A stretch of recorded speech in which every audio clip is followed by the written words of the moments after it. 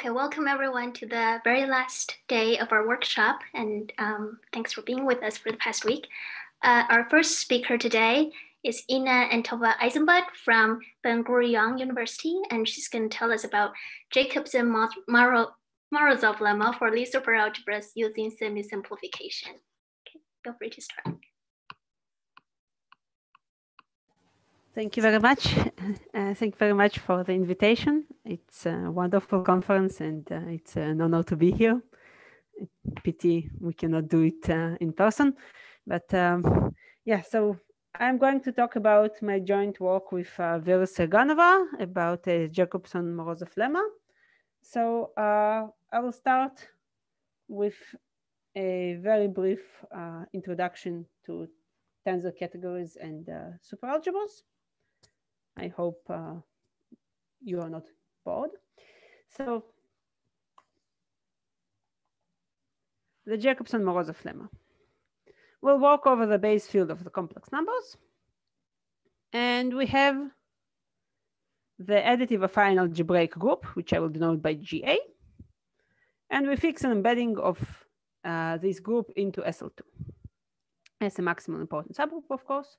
And then we have the Jacobson-Morozov Lemma for algebraic groups, which tells us that given a reductive algebraic group, we can extend an embedding of algebraic groups GA into L by a homomorphism from SL2 into L.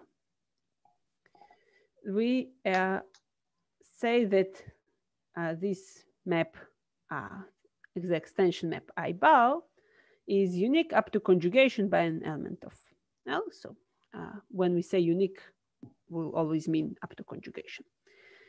And of course, we have a similar lemma for Lie algebras, which tells us that given a semi-simple Lie algebra and an important element, we can embed this element into an SL2 triple, which is again unique up to conjugation. So our goal today is to do the same for Lie superalgebras. Namely, we want to, first of all, define an appropriate setting for this, then pick an additive supergroup, and explain how we can extend an embedding of an additive supergroup into an embedding of some analog of SL2 in the superworld.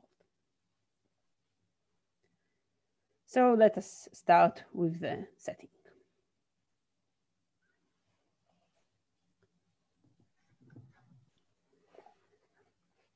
We begin with a definition of a tensor category. Everything I say will be C-linear, so I will usually just not mention it. We consider an abelian category A, C-linear of course, and a bilinear bifunctor of tensor product. We say that our category is monoidal if we have some associativity data and a unit object which serves as the unit for this tensor product. And we'll consider symmetric monoidal categories, namely our tensor product is symmetric. We have an isomorphism between the tensor product of any two objects and the tensor product in the opposite order. So between A1 tensor A2 and A2 tensor A1.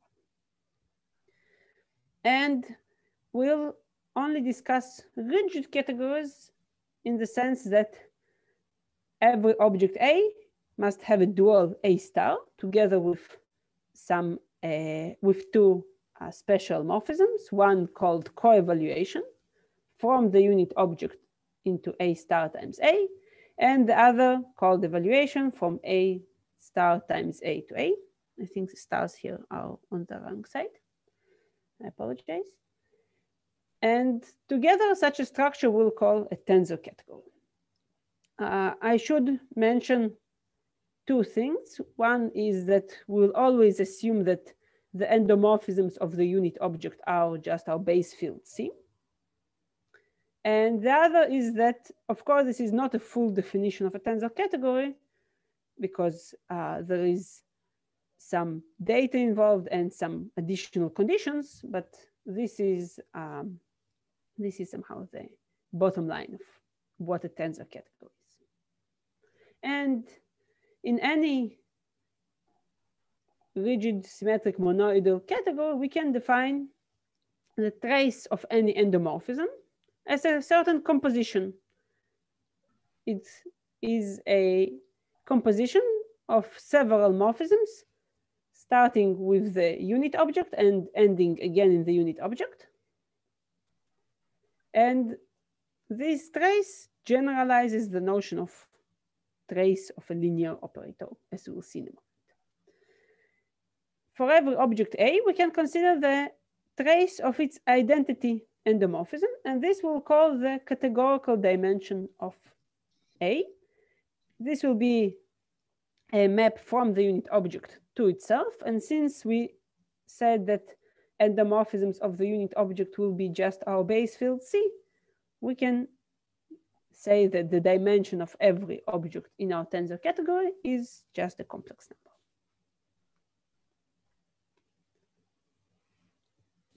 So the most important example is, of course, the category of finite dimensional vector spaces. Here we have the one-dimensional vector space being our unit object. The symmetry is the usual flip. And we have the notion of dual for every finite dimensional vector space, which comes with maps of co-evaluation and evaluation as written here. And of course, the corresponding notion of trace and dimension is just the usual trace and dimension.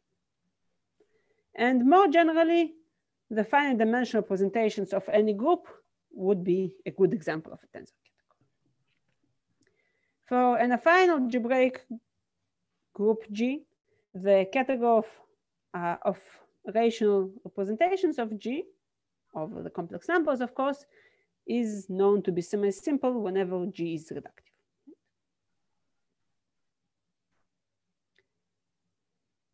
So now let us see the next important example of tensor categories, which is the super vector spaces.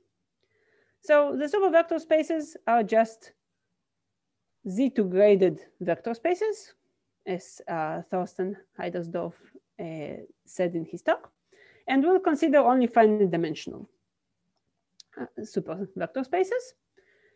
So as we said, these are Z2 graded. So we have the even part, which we denote V0, and the odd part, which we denote V1. And we'll only consider grading preserving linear maps between them. For every vector V in either the even or the odd part, we'll denote by P of V its parity. So this is 0 if it's in the even part and 1 if it's in the odd part. And we have several important bits of data which we have to specify when talking about the category of super vector spaces in order to say that this is a tensor category. First of all, we have to mention the unit. This is a purely even one-dimensional super vector space. We have a symmetry morphism, which is not the usual flip as we would have for vector spaces or for representations of Z2, but rather this is a flip with a sign. So we take two homogeneous vectors, one in my first vector space V and the other in my second vector space W. And when we flip them, we add a sign whenever both our vectors are odd. And this we call the new symmetry morphism. And just like for usual vector spaces, we have the notion of dual, which works as before. And one more piece of notation, we will denote by pi of a super vector space V, its parity shift, namely we interchange the even and the odd parts. Now, what happens in this new tensor category? The notion of categorical dimension, which we'll call here super dimension, is different. As you might remember, the categorical dimension, when defined, involved the symmetry morphism when we flipped A star and A. So in particular, in our new setting, the categorical dimension will not be the dimension of the super vector space V as a vector space, but rather it will be an integer, which is the difference between the dimension of its even part as a vector space and the dimension of its odd part as a vector space. And this, of course, does not have to be non-negative anymore. In fact, we have super vector spaces of all integer dimensions. Of course, if my odd part is 0, then my super vector space behaves just like a usual vector space. And we'll denote by CMN the typical super vector space, which has an m-dimensional even part and an n-dimensional odd part. So its super dimension is m minus n.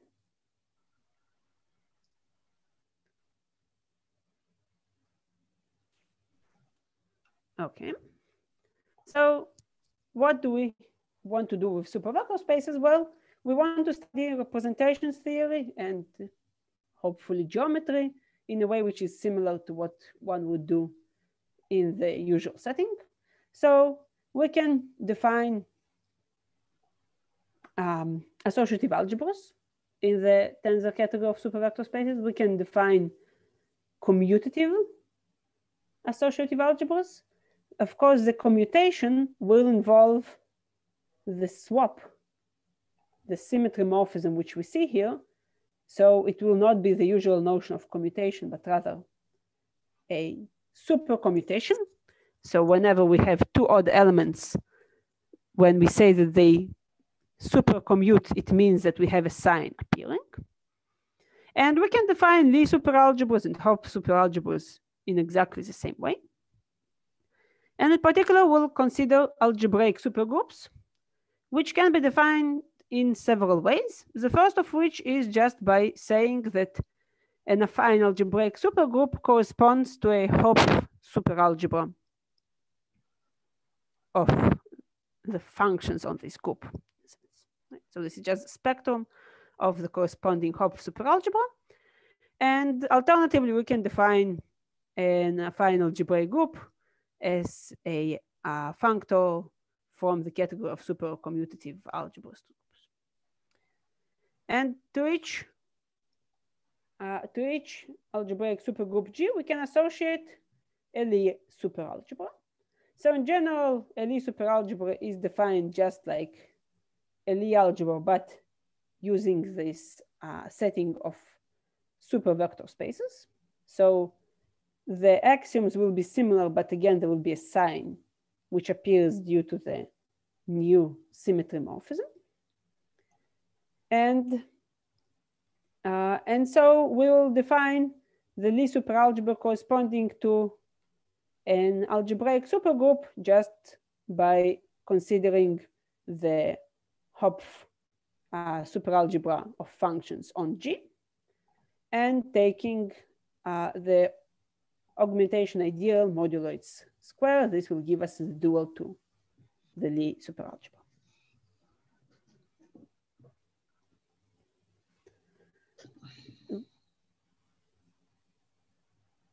So this is the basic setting for what we are going to do.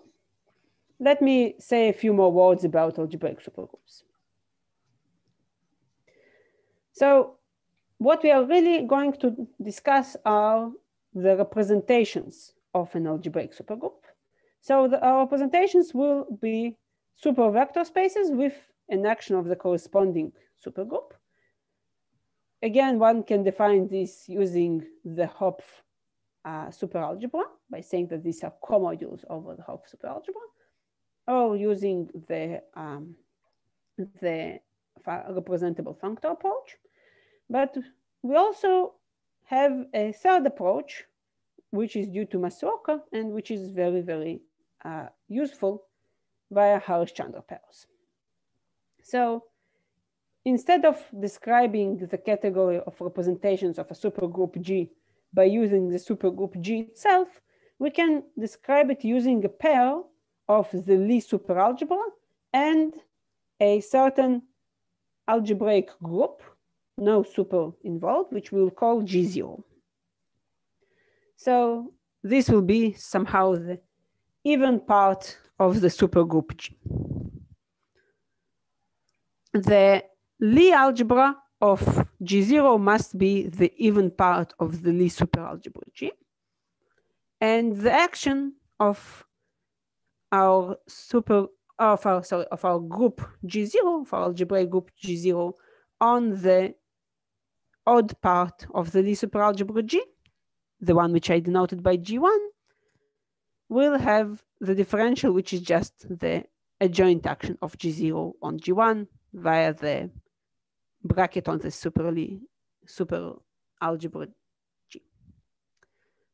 So instead of describing the category of representations of the corresponding supergroup, we can say that we just consider finite dimensional representations of the Lie superalgebra G, which are integrable over G0. So the action of the subalgebra of even elements in my Lie algebra G should act integrably.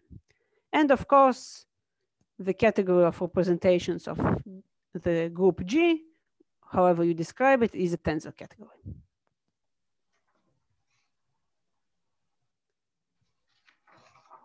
So let me give now two main examples.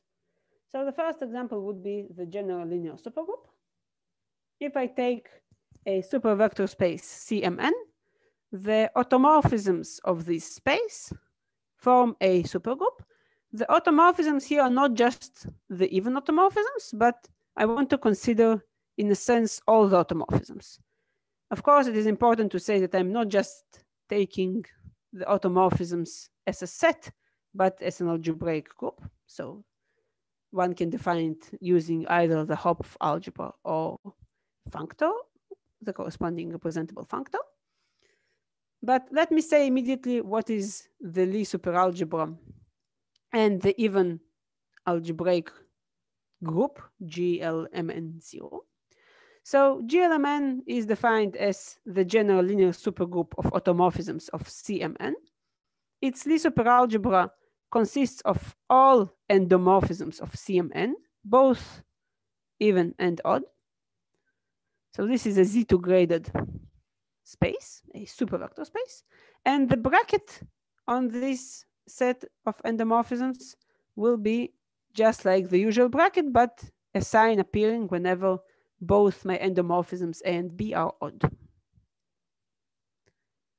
Of course, the even part of this group GLMN will be the algebraic group of all the automorphisms, the parity preserving automorphisms of CMN. So this is just GLM times GLN. And the category of finite dimensional representations of this supergroup is already not semi-simple. One can find all kinds of interesting things in there. And this is a very exciting subject in itself. Now, the next example of a supergroup will be the orthosymplectic supergroup OSp M2N, which is obtained as follows. We take a supervector space CM2N, and we take a non-degenerate symmetric bilinear form on this supervector space. Now, the fact that this is symmetric means that on the even part, this looks like a usual symmetric bilinear form on a vector space. So the group preserving it would look like the orthogonal group. On the other hand, on the odd part, this will look like a symplectic form. So the group preserving it would look like a symplectic group. So the supergroup which preserves the form omega will be a sort of merge of the orthogonal and the symplectic groups. This is called the orthosymplectic supergroup OSP M to N. And its even part is the orthogonal group OM times the symplectic group SP to N.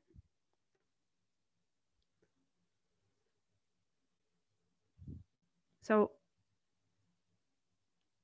let me give a specific example, the supergroup OSP12, which will be the most important player in today's talk.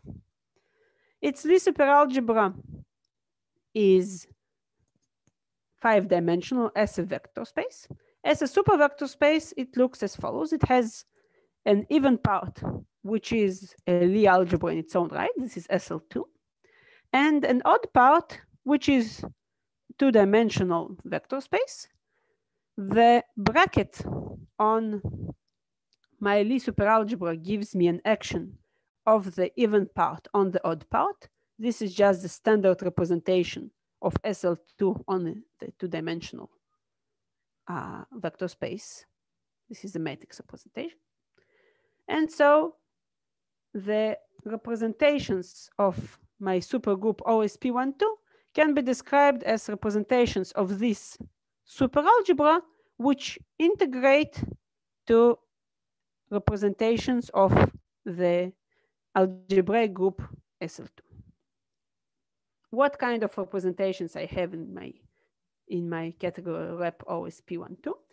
Well, the simple modules will be numbered by integers, non-negative integers, I apologize. And each of them is defined up to parity. So I will denote one of these by m to k and the other by pi m to k. This is a parity shift of the first one. And I will put a bar on top to say that, that these guys are representations of my supergroup.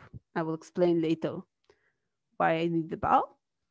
Now, what is m bar to k? So this is a representation which has k plus 1 even vectors and k odd vectors. So its super dimension is always 1. And as an SL2 representation, we have the k plus 1 dimensional simple representation of SL2 as the even part, and the k dimensional simple representation of SL2 as the odd part. So you can see here a picture. My odd elements in OSP12 go between the even and the odd parts because these are odd elements. So they always take an even vector to an odd one and an odd one to an even vector. And SL2 will act separately on the even ones and separately on the odd ones. And the category of representations of OSP12 is semi-simple, which is a very interesting thing in itself, because this is very rare among supergroups to have a semi-simple category of representations. So perhaps this is a good point to make a break and ask questions. Yes.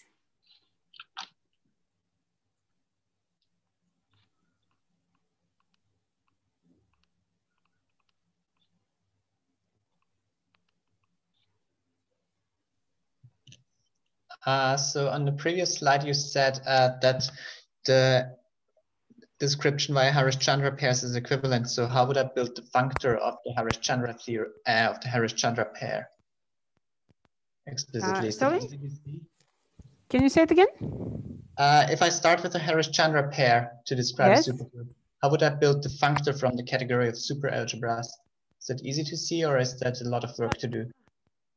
I think it's not a lot of work, but you do have to say something. So I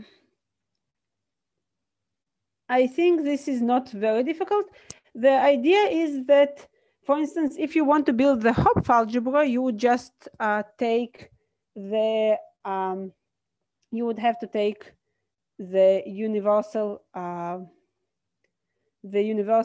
enveloping algebra of your Lie algebra G, but sort of twisted with respect to the Hopf algebra of your supergroup.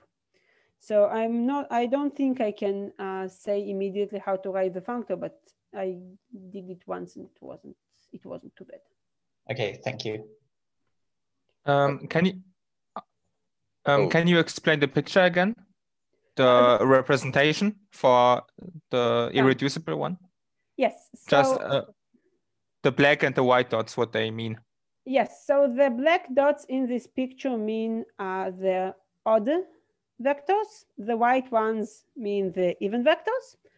X and Y are elements of my Lie superalgebra, odd elements. So they take an even one to an odd one, and an odd one to an even one. And I see. Okay, and the SL2 acts by going to the side. Yes, precisely. So here we would have a 4-dimensional simple SL2 representation and another 3-dimensional simple SL2 representation, but in the odd part. So I have a related question. Yeah. So in the Lie superalgebra, X and Y anti-commute, is that right? Yes. But it looks like X squared here is a multiple of E, while Y squared is a multiple of F. Yes. So I suppose there are some scalars here that aren't, but how, if X and Y anti-commute, then how do X squared and Y squared satisfy the SL2 commutation relation? In this case, I think, so yeah, I'm missing some scalars here, definitely. But in general, I think it should be, I don't think there should be any problem with, I mean, like if you okay, maybe I should just, maybe this is an exercise scalars correctly, I think it should be fine. I see. Okay, maybe this is an exercise I should do. So I actually have the matrices written down in 2 slides from now, so I think it should be reasonable. I have a quick question. So you said rep OSP 1.2 is semi-simple, right? So are there any other OSP 1/2K or some family that you are aware of that or is known that are semi-simple as well? Yes, this will appear in 2 slides from now. But in general, the semi-simple supergroups will be precisely OSP 1 to n, all their products. And of course, you can also take a product of this with any reductive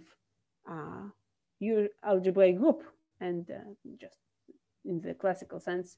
And this will also give you a reductive supergroup whose representations are semi-simple category. And this is it. So this is a pretty nice statement. Thank you. Could you just go back to the last slide? There was something I wanted to look at. That's all. Sure. Thanks.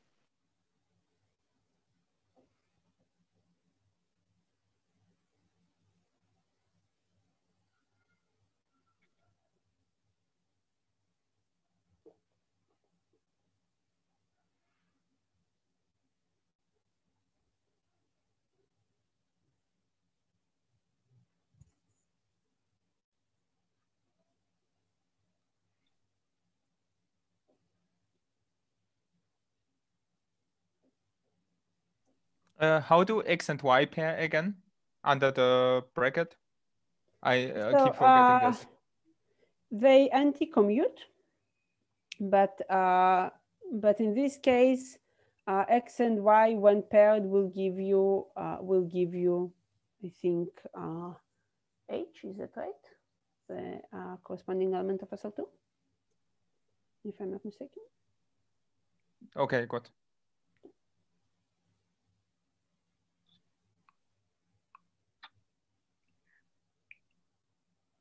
I might have forgotten a scalar, but I don't think so.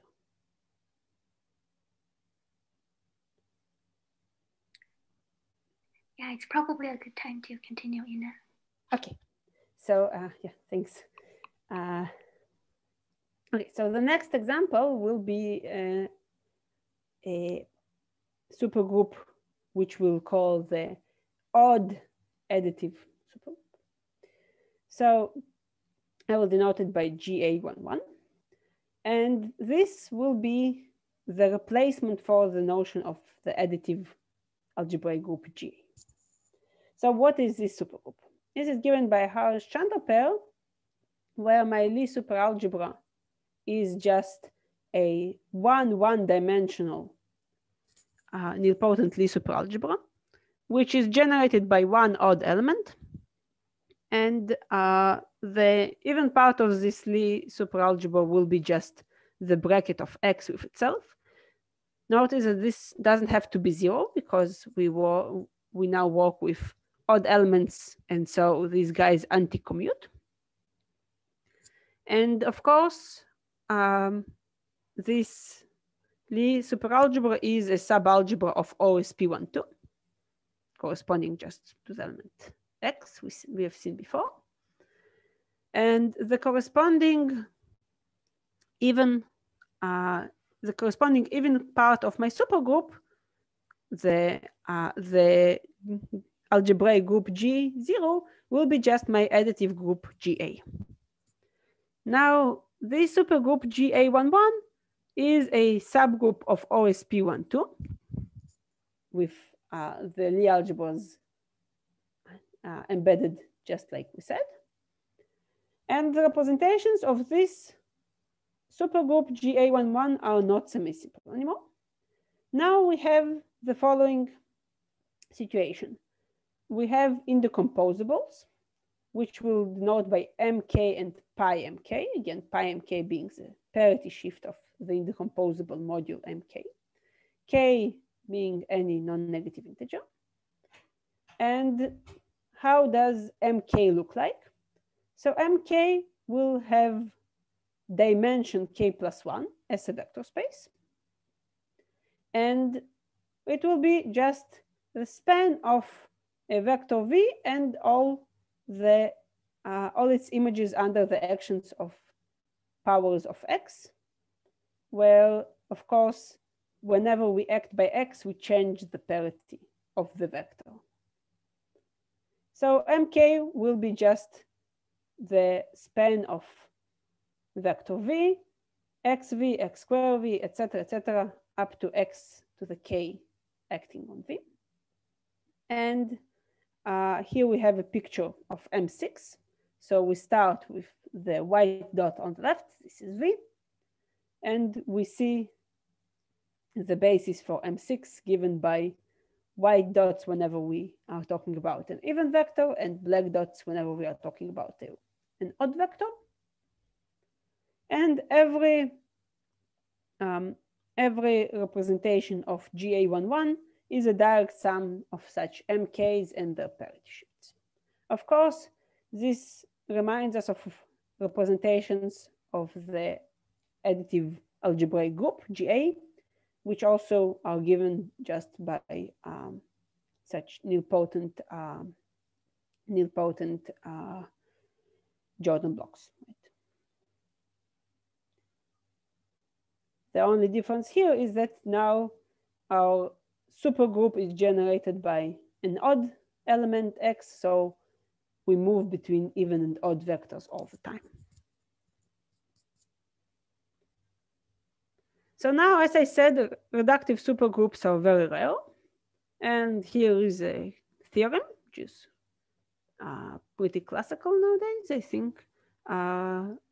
I know that it was proved several years ago by Rainer Weissauer, and Vera and I reproved it now, but I believe the first proof goes back to Hochschild.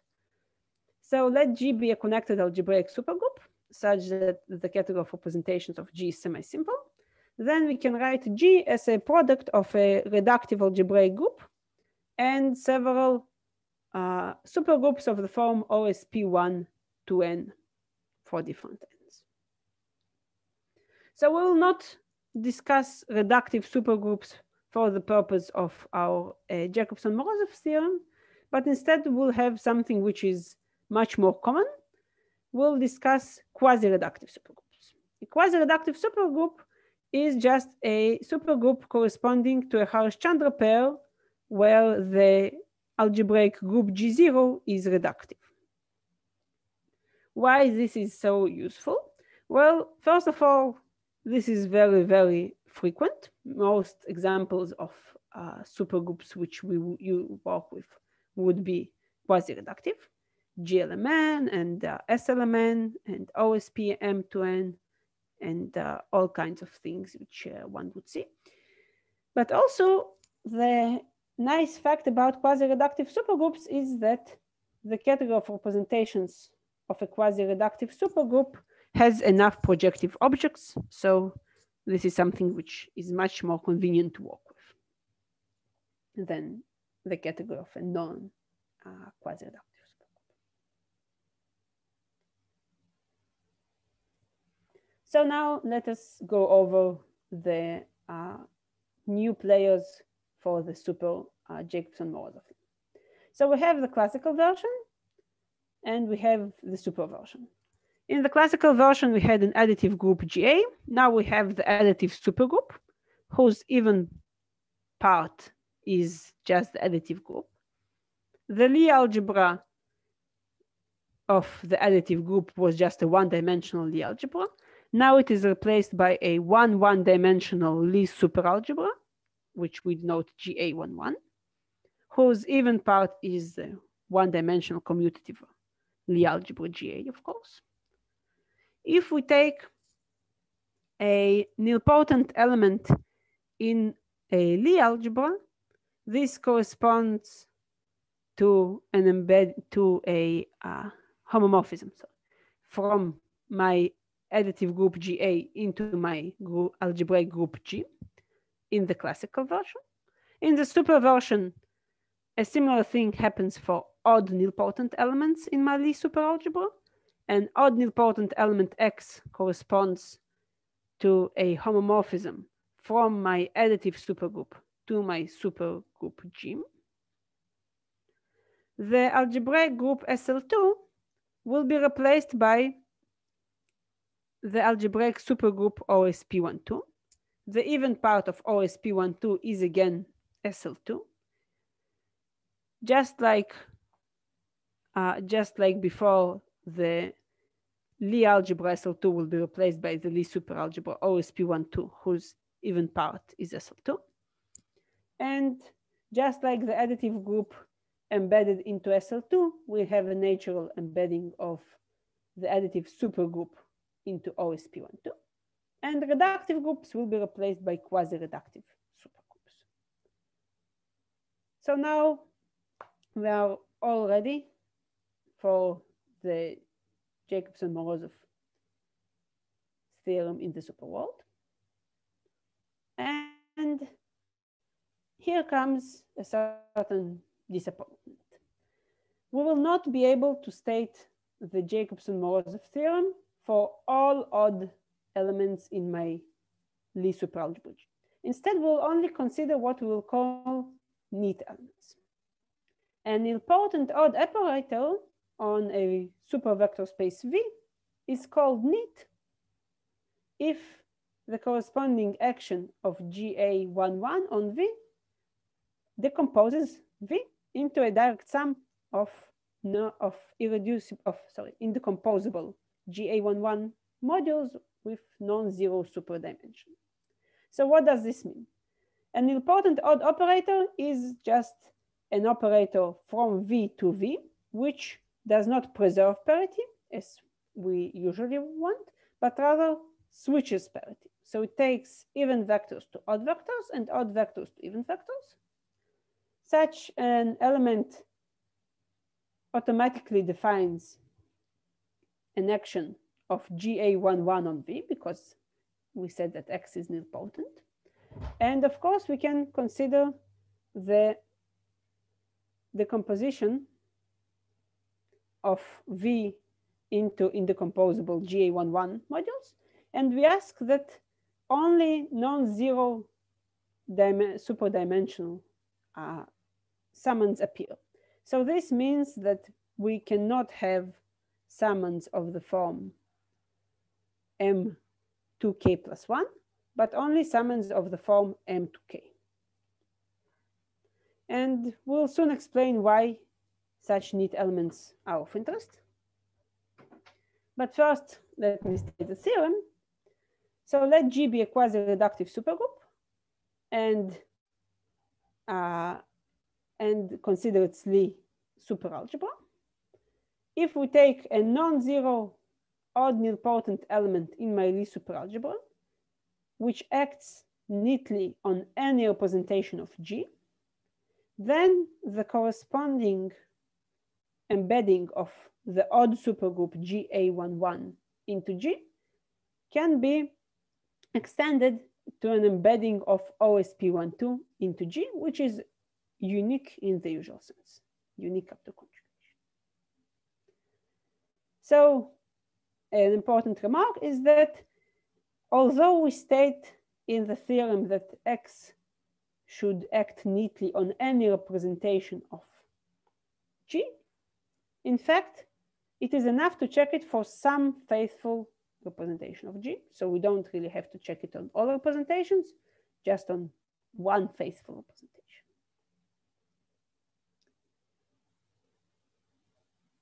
So let me give an example.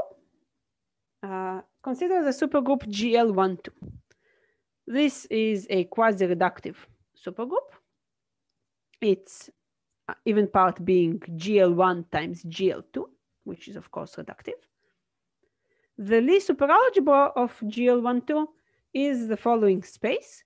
We can consider this space, the elements of this space as block matrices. The blocks corresponding to the even and the odd part of C12, the super vector space C12. What would be the neat elements in this superalgebra? So we take only the odd elements. These correspond to the blocks which are not on the diagonal. And in here we have a reasonable condition which describes us which elements are neat. This is something which is not quite trivial, but not very difficult. So let's take, for example, the element X written below, over here. For this X, the theorem gives us a subalgebra OSP12 of GL12, which is generated by X and the corresponding Y. So the theorem tells us that we have such a subalgebra. And here we also see Y written explicitly. Now, what is the subalgebra OSP12 in this case? Well, as you can see, this is a span of X and Y and a copy of SL2 sitting in the lower right block on the diagonal.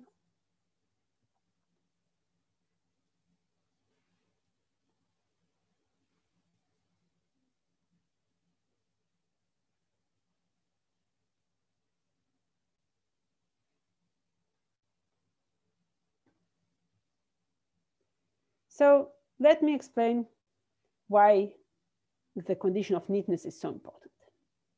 So recall that we have irreducible representations of OSP12, which we denoted by m bar to k and their parity shifts. And we had indecomposable representations of GA11, which we denoted by mk and their parity shifts. This notation was not accidental because we have an embedding of my additive supergroup GA11 into OSP12, and we can take the corresponding restriction functor. What does this restriction functor do to the irreducible representations m bar to k of OSP12? It just takes them to indecomposable representations m to k of GA11. These are precisely the representations, the indecomposable representations of the additive supergroup, which have non-zero dimension. All the indecomposable representations of GA11 which do not come from OSP12 will have 0 superdimension. Of course, the restriction is a tensor functor, so it preserves the notion of categorical dimension. In this setting, the categorical dimension is just superdimension. So the restriction from OSP12 to GA11 should preserve categorical dimension, and indeed M bar 2k and M2k have the same superdimension, which is 1. So now what does this give us for our Jacobson-Morozov lemma? So let G be a quasi-reductive supergroup, just like we had in the Jacobson-Morozov lemma. And assume we already have an embedding of OSP12 into my supergroup G, which extends the embedding of GA11 corresponding to my element X. In that case, we can say that we take any representation V of G, and if we want to restrict it to GA11, we can first restrict it to OSP12 and then to GA11. When we restrict it to OSP12, we'll only get irreducible summands, which are M bar 2k and M bar 2k with a parity shift, because these are all the reducible representations of OSP12. So when we restrict again to GA11, we will only get indecomposable summands of the form M2k and pi M2k. So this means that whenever our embedding of GA11 into G extends to an embedding of OSP12 into G, the direct summands of V seen as a GA11 module must be precisely of the form M2k. We are not allowed to have any summand of the form M2k plus 1. So we are not allowed to have any indecomposable summand with 0 superdimension. So this is precisely the condition telling us that our element X, which we started with, was neat. So basically what we said here is that if we have an element X, an odd important element in my Lie superalgebra, which has any potential of being part of an OSP12 copy, then it necessarily must be neat. So now, how do we prove the theorem? The key tool is the notion of semisimplification. So the semisimplification of a tensor category is a universal pair which consists of a semi-simple tensor category and a full tensor functor. When I say tensor functor, I mean a functor which preserves tensor products and is C-linear. I do not require exactness on any side. In fact, usually there is no exactness. And we can construct this semi-simplification in the following explicit way. In my tensor category A, I can take the following ideal of what we call negligible morphisms. These are all morphisms F from an object A1 to an object A2, so that for any morphism in the other direction, the trace of the composition is 0. And this is an ideal under taking composition and tensor products. So if we quotient our tensor category A by such an ideal, what we obtain is a semi-simple tensor category, and the quotient functor will be a full tensor functor. So this is the semi-simplification. So the first interesting example given by Andre Kahn and O'Sullivan, and recently also described in a paper by Ettinghoff and Ostrich, is the following. If you take the category of representations of the algebraic additive group GA, then the semi-simplification of this category is the category of representations of SL2. And the quotient factor is not very pretty in the sense that it is not something which is very easy to write out in terms of the groups. It is very easy to write out in terms of the representations. But the main thing to say about it is that if we compose this semi-simplification factor with the restriction factor from SL2 to GA, what you get is just the identity factor. And Ettinghoff and Oster gave a very nice explanation of why this gives you the classical Jacobson-Morozov lemma. So now what we do is we use the same tool, but in the super world. So here is a similar proposition in this supersetting. If you take the category of representations of the additive supergroup, its semi-simplification is the category of representations of OSp12, together with a certain semi-simplification factor, S, which is a full symmetric monoidal factor, not exact on either side, linear, of course, linear. And just like in the previous example, if we compose S with the restriction factor from OSp12 to GA11, we get the identity factor. And again, similar to the previous example, one can describe the factor S nicely on the representations. Namely, if we take an indecomposable representation MK of GA11, then MK is sent to the simple OSp12 module M bar K whenever K is even, and otherwise it is sent to 0. So now how do we use this to prove our Jacobson-Morozov lemma? Well, just like in the theorem, let's take our G to be a quasi-reductive supergroup. We consider an element in the Lie algebra of G, an odd element, which is nilpotent, not 0, and neat. And we consider the corresponding embedding of GA11 into my supergroup G. Then we have a restriction factor from the category of representations of G to the category of representations of the additive supergroup GA11.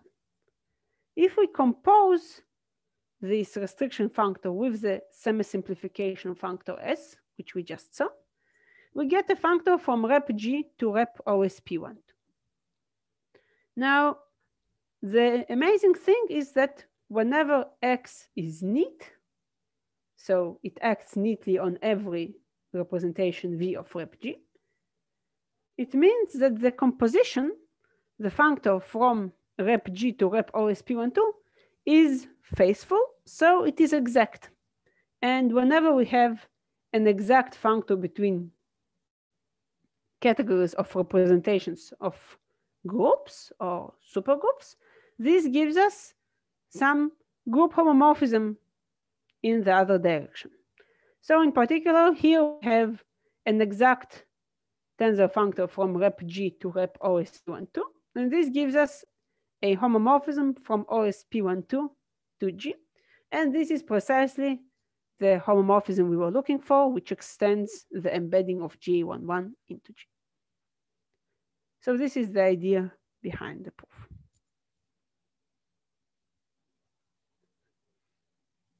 Let me say 2 more words, and I think this will be it. So some further things to say. Well, first of all, if one considers the neat nilpotent elements in my Lie algebra G, of course, we are only talking about odd elements. These guys have actually finitely many G0 orbits, which gives us a sort of analog of the constant theorem for the algebras. And another nice thing to say is that if all the elements in my odd part of the Lie superalgebra G are neat, so they act neatly on every representation of G, or equivalently, they act neatly on some faithful representation of G, then the category rep G is semi-simple. And of course, we have already mentioned for which G's this happens, and this is pretty rare. So what about odd elements X in my Lie superalgebra, which are not neat? Well, as we said, in that case, we cannot expect them to give us an embedding of OSP12 into G, but we can still consider the same composition of functors. Namely, we can still take the restriction functor from rep G to rep GA11 in my additive supergroup, and then take the semi-simplification functor into rep OSP12. The composition will give me a non-exact symmetric monoidal functor from rep G into rep OSP12. And this functor is very interesting in itself, although it is not exact on either side. For example, if we take an element X which squares to 0, this just means that X bracket with X is 0, then my functor S composed with Rx, this composition, which I just wrote, is in fact what's called the Duflo-Serganova functor DSX, which was described by Thorsten in his talk. And the group OSP12 in that case just acts trivially on the image of this functor. And in general, one can ask for which elements X does a given module in my category rep G get annihilated or not annihilated by the composition S composed with Rx. And this acts as sort of support of the module M. So one can study this support. It always contains all the neat nilpotent elements X. And one can show that it is minimal for quasi-reductive groups precisely when M is projective. So one can use it, for instance, to detect projectivity. And yeah, we don't know much about this support yet, but I think this is interesting in itself. Thank you very much. Okay, thank you for your talk. Let's thank our speaker.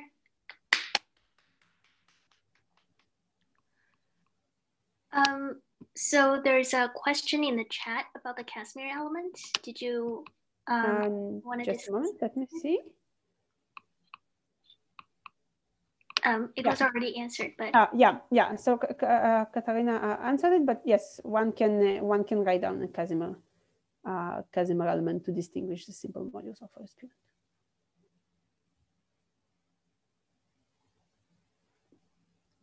So I have a question. Yeah. So you mentioned that you can detect from whether all elements are neat, whether the representation theory is semi-simple. Yes. So can you repeat, maybe I missed it, can you repeat what the intuition is behind this? I think the idea is the following. Whenever all the elements are neat, so let me just go back in the slides. Yeah. So whenever all the elements are neat, you can explain that all the modules in your category are projective. And this is just well, this is something which you can say basically in the following way. Well, if all the elements are neat, then every object is not annihilated by any of my compositions. And yeah, and so I think the main idea in our proof was to show that they should be well, not quite that they should be projective, but in a sense, this is precisely it. all the objects in rep G must be projective, and of course this means that rep G is semi-simple. And is it possible to check in practice whether this condition holds? So because in order to check whether an element is neat, you only need to check it on a faithful representation, on one faithful representation. If you have one faithful representation, then you can just check on it, and this is it. Okay. So this is, I mean, it's once you have a faithful representation, this is easy to do.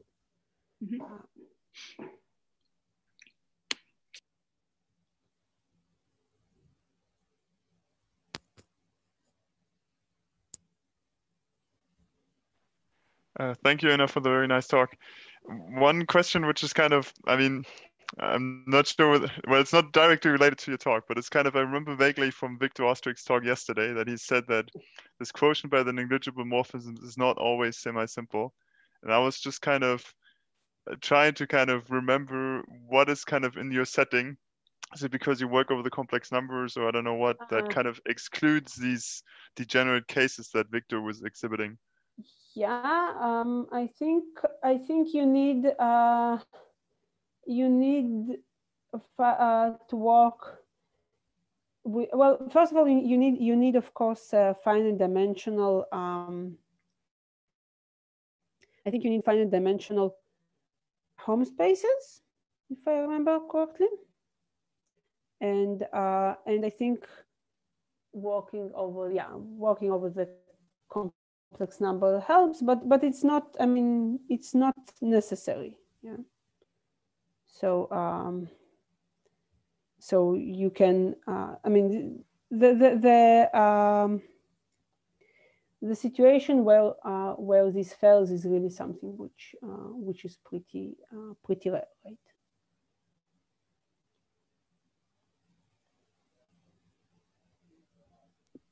So I have another question connected with the slide you have just on the screen. So can you label these finitely many G zero orbits by something reasonable? I don't know the answer to that. I really don't. I mean, so and you prove it by giving a bijection to something, or no, we just explain that based on the dimensions you cannot get. Okay. No, we don't. So what is an upper bound for the number? I don't think I have. I would have to think about it. I don't think I have an answer for that.